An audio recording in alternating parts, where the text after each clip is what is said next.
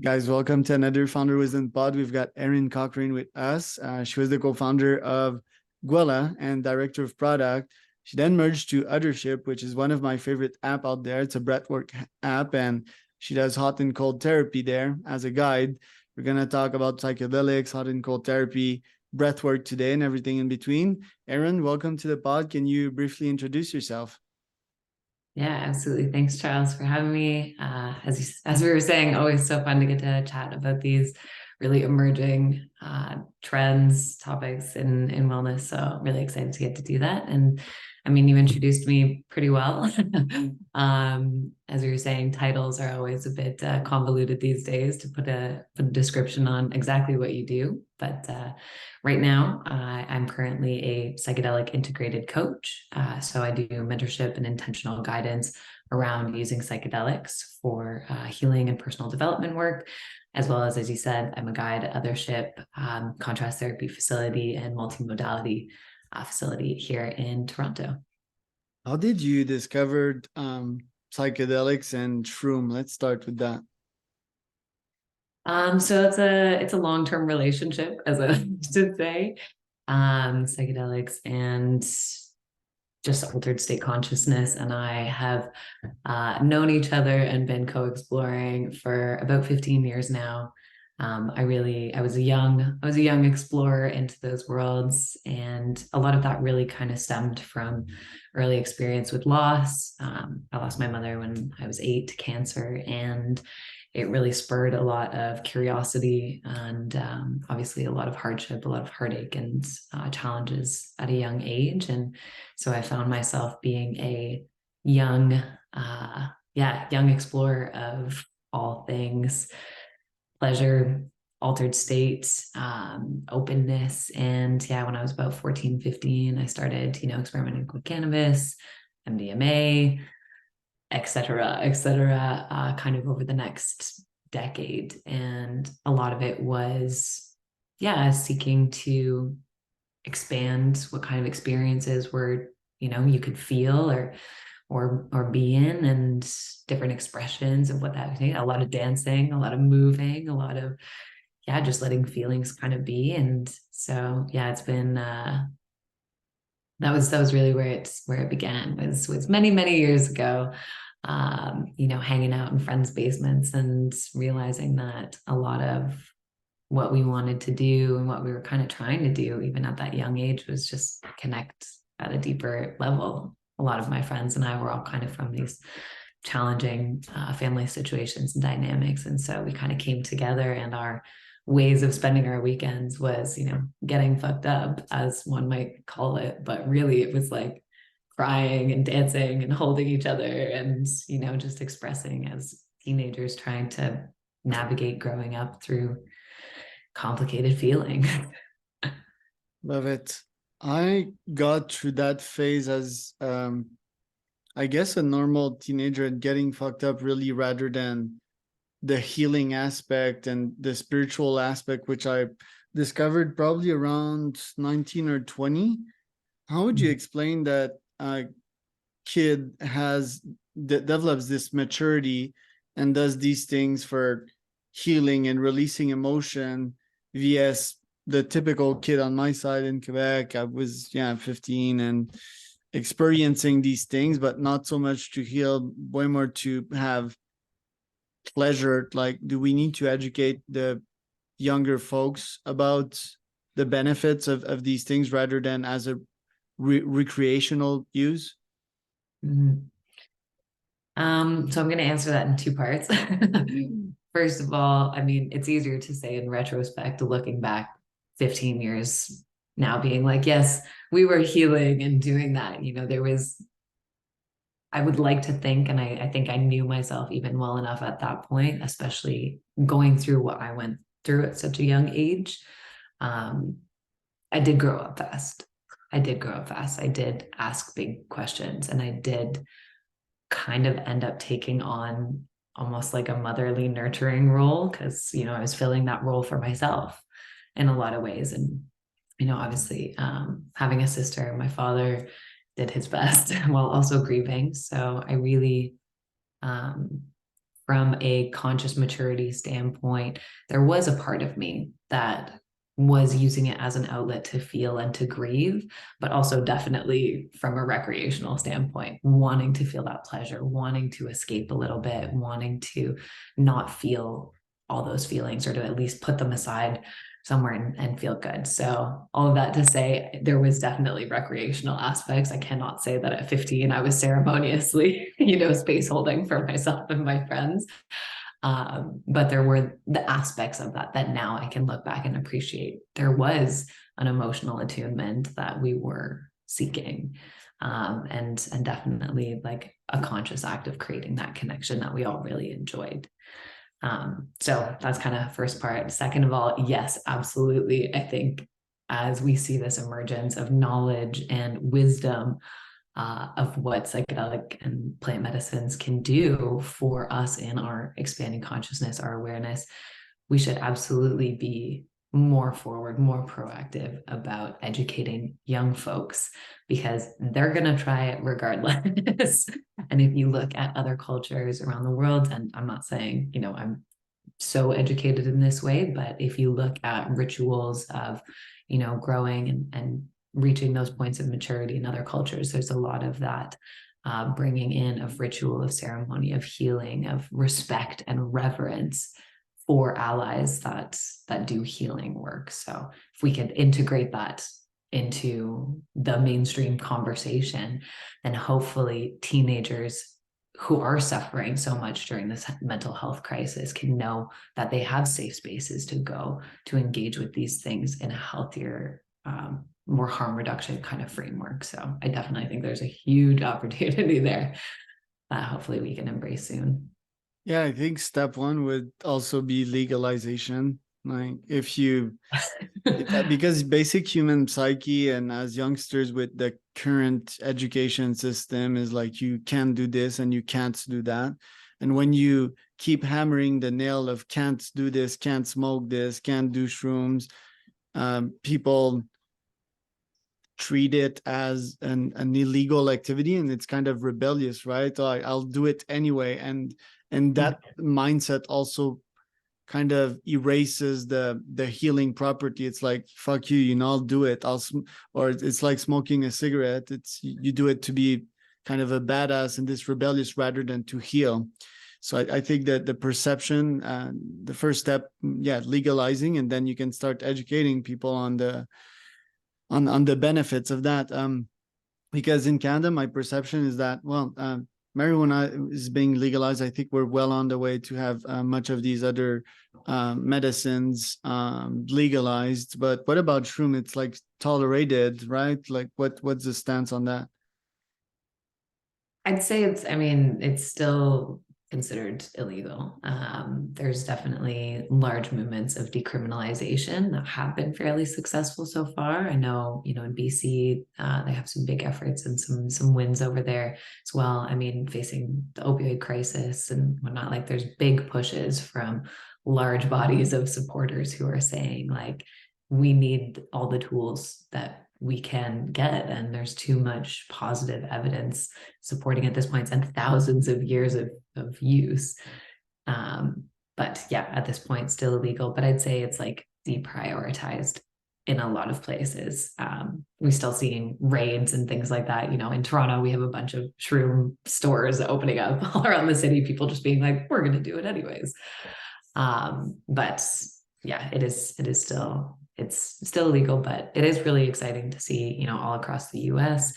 There's a lot of movement. There is a lot going on, and considering it's only been about 2 years that people have really started to push and be very vocal and put forth a lot of like proposals to Senates, etc.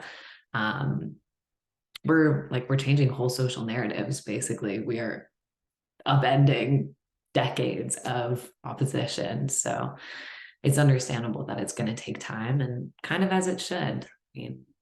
There's also a readiness, how ready is society? whose voices are we bringing into the conversation of bringing these online? Who gets access? Do we have the right frameworks in place to support the need and the demand? And I just think, there's definitely a lot of really big questions. So on the one hand, would I absolutely love to see them legalized or at least decriminalized? I don't think anyone should be criminalized for possessing or wanting to heal themselves. But in terms of, the frameworks of access and application, I think are definitely a big conversation right now. I've had various cool experiences with psilocybin. At 15, I did it recreationally, and from a recreational perspective, was probably my best trip, the best day of my life. You know, I was so happy, jolly, and funny and interesting. That dosage of that specific breed wasn't that strong because we didn't hallucinate that much. A couple of waves. I did shrooms again at later times, and obviously lately I've seen that the strands are way stronger, in which you take at 3.5 and it feels like a 5 or 6 or 7.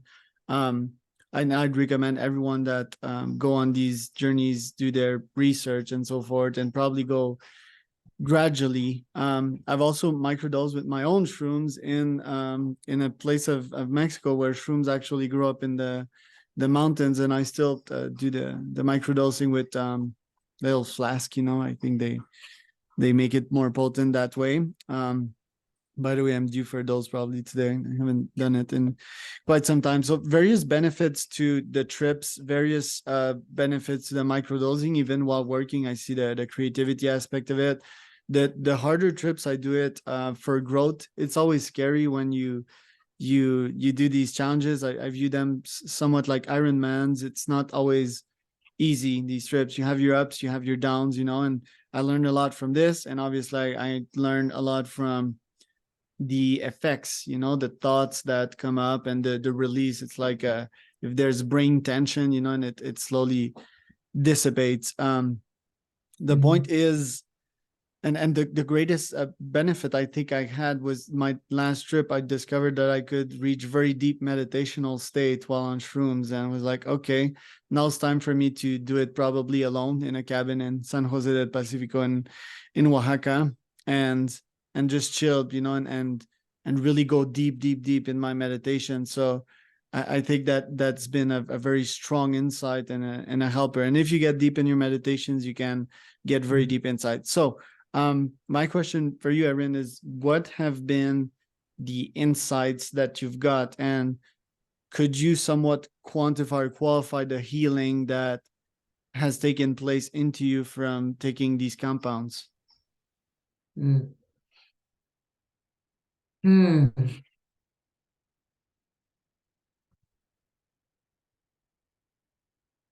Yeah, that's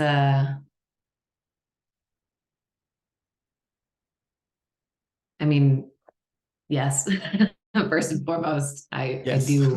I do what I do because I've experienced how profound the benefits can be, how much of a shift, how transformative, et cetera, especially given the right setting and the understanding of intent and mindful engagement. And so I think there's something to be said for where you're at in your life, because from my experience, the medicine really does always know what you need. And sometimes it's not what you expect. And sometimes it comes in a long-winded message or in something that you won't see the fruits of for a couple of years. But I would say, especially in the beginning, and I've had quite a few conversations with other, high dose long-term practitioners, that a lot of what takes place in the first few experiences, especially as you're really sitting in that intent of healing, is a lot of release, is a lot of catharsis. We all carry so much in our bodies, so much memory, so much grief, anger, resentment, self-doubt, like our emotional bodies are a lot of the time quite wounded over the course of our lives. And so those first few times that you sit with medicine, there's a lot of cleansing of all of that out. So the first few times that I was really sitting in that space of like, I feel the pain in me. I know the grief that I've held on to for so long, with the loss, with all of these things that happened in my younger years that I never really knew how to process. A lot of that came up.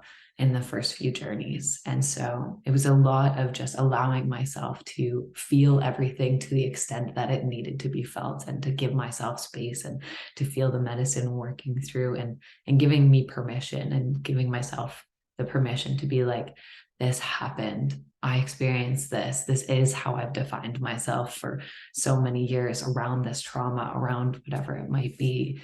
And so, yeah, I mean, there was, a lot of really amazing things that happened just in those first few experiences around catharsis, and kind of clearing. So that heaviness that we all kind of walk around with until we start finding ways to lighten and to release. In that sense, those first few times were really, really transmutational in terms of taking grief and hardship and struggle and allowing it to become release, acceptance, compassion, etc. And the interesting thing now is it's a different relationship. There's not as much cleansing that happens. I feel like I've made a lot of peace with those hardships, with that past. And so now it is more about current feelings, the relationship to the experience itself, to God, to what I experience as spirituality and consciousness, and what it means to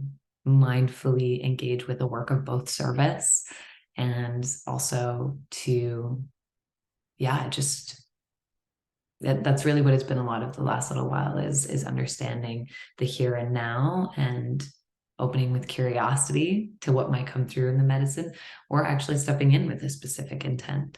So I think that's kind of been at least the trajectory for me, of like healing and personal development kind of all in one, to really evolving into this curious, exploring openings that, it's a different relationship now because of who I am, and what's just taken place over the amount of work and ceremonies that I've done. So I hope that explained that. Yes. It's weird also how time flew by. I never realized 26 minutes went by. So I'm gonna try to wrap this up in a couple minutes. Although I would like a round two eventually. I guess that all led you to Guela. I really love the branding. You were director of product there. Amazing products. We talked about the legality. So how do you guys navigate that? Because there's a micro dose of psilocybin, I believe, in there. So no, tell me a bit more about it.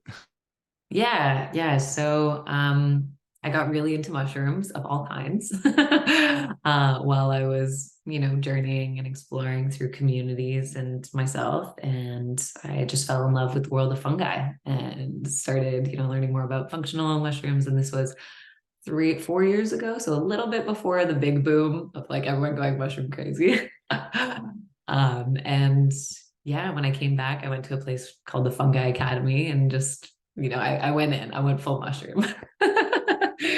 And so when I came back, and people that I were meeting, new people in my life, my current partner, one of his good friends, she was also exploring the psychedelic space. And so knowing that psychedelics were especially at the time, 2-3 years ago now, where it was very early days discussions around decriminalization, et cetera. So looking at that landscape of potentially decades of change, we were like, how do we create products that are going to be useful and valuable for people who want to learn more about psychedelics, are interested in the benefits of both psychedelic or functional mushrooms, and support tools, that education standpoint, ancillary tools, things like that. So as director of product, I had the privilege of working with our chief science officer, Daniel Sanders. He's incredible. He is wicked smart.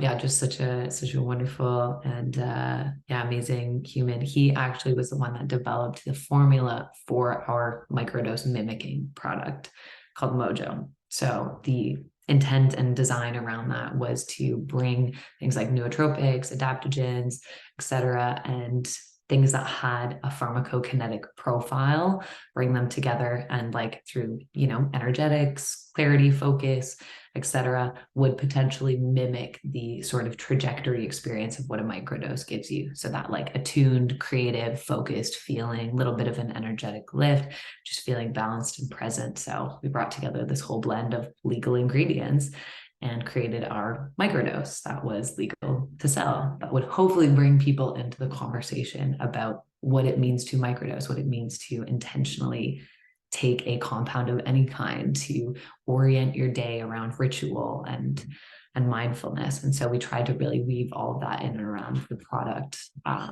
itself. Love it.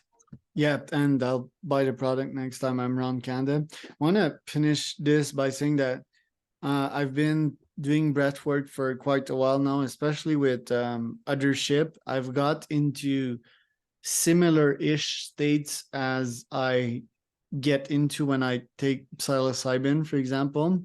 And I would describe this state, yeah, sometimes it's just like really relaxing and stop thinking, the monkey stops thinking. Some other times it's the loss of ego when you do the breath holds, for example, and I can sense the fear in me, right? Because I think a lot of people have the fear of losing ego and just disappearing. And sometimes in these states, you kind of lose somewhat the consciousness, especially on hold. And then the fear mechanism comes back, or it's like some part of you grabbing back the consciousness. Oh, I don't want to lose this consciousness. What do you have to say about breath work, hot and cold therapy, and the effects it can have on consciousness and their therapeutic effect? Yeah, I mean, also both incredible modalities. I'm the first person to say that, psychedelics are not the only answer, and a well-balanced, holistic approach to mental wellness should include other things that make you feel good in your body, connect you to your body, connect you to that mindfulness, allow you to access different states and awareness. And so, yeah, I mean, again, big supporter of both breathwork and contrast therapy. I can say, I mean, individually, hot and cold therapy has been, so I guess collectively, my collective statement about both of them is that they really allow us to tap into our body's natural intelligence, our body's stress mechanisms and response mechanisms, and to unlock things that we keep in our nervous system, in our cells, in our tension. There's just so much that we carry in our body. It's really common for people, the first few times you do a really cold ice bath like we have at Othership, or, that intensive breath work, to be releasing in a very similar way that you might during a psychedelic experience. So they're actually really great parallels, is they force us to get out of our minds and into our bodies in a very, very distinct way. And most of the time we just live so much of our lives in our heads, right? You're not even in your life half the time because you're just thinking. And so the power of all of these modalities is really like bringing us into our bodies, but then also unlocking things and allowing us to tune into our nervous system in different ways, or understand who we are in discomfort. As you said, like who are we when we're pushing into those places of our edges, and who we think we are, and what we think we can do. And so, yeah, I'd say that's sort of my collective statement about all of them, is that it really is like all of it's a learning process about how we show up, what we're holding, how we want to be, and yeah, what that body mind connection is and includes, and for us individually, but also just as a species. Like, it's amazing that all of these things have started to come together, and now they're all supporting each other. People do psychedelics with breath work, or breathwork contrast therapy, and yeah, it's kind of a beautiful network of supporting tools. Love it. That's a wrap. Thank you for showing up today and sharing these insights. Erin, where can people find out more about you? Well, I have a website. My company, my personal business is Let's Shall. It came out when I was like in university, everyone would always be like, shall we? And be like, let's shall. And I was like, one day maybe my business will be named that. And Love it. so you can find me at let'sshall.ca as well as on Instagram, LinkedIn, all that good stuff.